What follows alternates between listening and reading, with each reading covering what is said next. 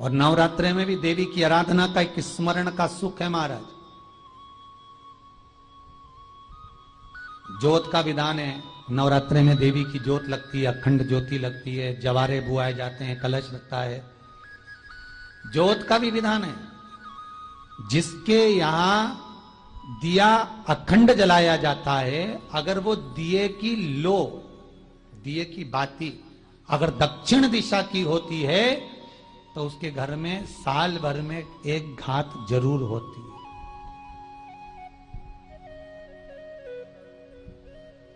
जो दिया अखंड जलता है उसकी बाती का मुख दक्षिण का नहीं होना चाहिए।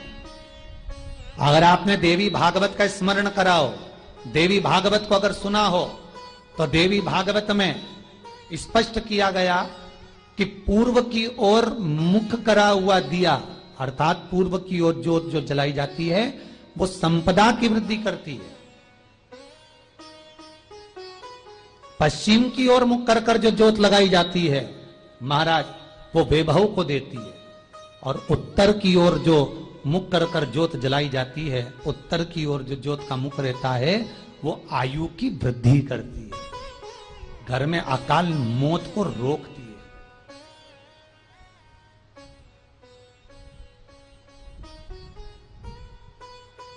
नवरात्रे का जो भाव तत्व है उसको भी अच्छे से समझ लेना।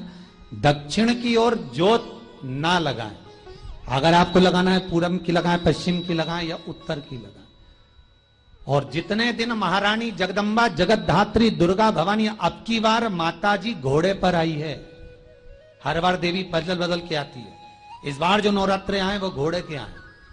तो घोड़े पर जो देवी जी आती है वो समृद्धि को देने वाली आती है, लक्ष्मी की वृद्धि करने वाली आती है। जैसी घोड़े की रफ्तार होती है उस रफ्तार से लक्ष्मी घर में आती है। तो ये मत सोचना कि कोरोना महामारी ने हमको नीचे गिरा दिया या कोरोना महामारी ने रोक दिया, कमाई के स्रोत रोक दिए, धन रोक दिया। चिंता मत करना।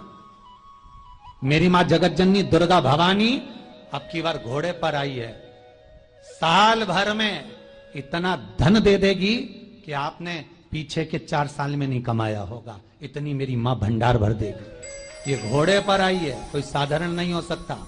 देवी भागवत में स्पष्ट किया गया, जब जगदम्बा मगर पर आती है उसका भाव अलग है, और जगदम्बा जब हाथी पर आती है उसका भाव अलग है, और जगदम्बा जब घोड़े पर आती है तो जगत को समृद्धिवान बना देती है, वैभव में कमी नहीं आती। अभी भले दुनिया के लोग अभी रोते हैं कि पैसा नहीं आ रहा, कोरोना महामारी ने सब तोड़ दिया, रोक दिया, पर चिंता ना करना। मेरी मां अगर घोड़े पर आई है तो उसका सुख आपको जरूर मिलेगा।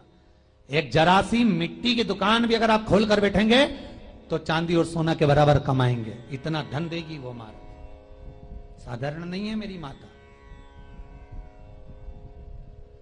तात्विक सुख का आनंद देने वाली, लाभ तत्व प्रदान करने। और नवरात्रे में भी अगर आपकी कोई कामना है, आपकी अगर इच्छा है, आपका मन है, तो जगत जननी की आराधना करो।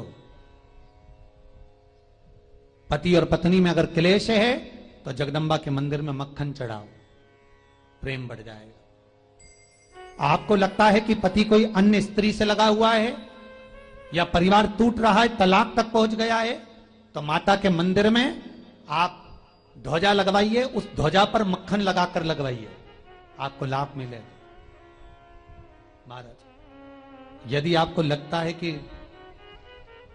बच्चे बहुत ज्यादा अपशब्द बोल रहे हैं, मुंह चला रहे हैं और प्रेम नहीं रख रहे, तो माता के मंदिर में लाल पुष्प, लाल चंदन और लाल चूड़ी मां को समर्पित करिए, प्रेम बढ़ेगा। बच्चा कभी आप जी से कम नहीं बोलेगा, प्रेम की भाषा निकलेगी मुंह से।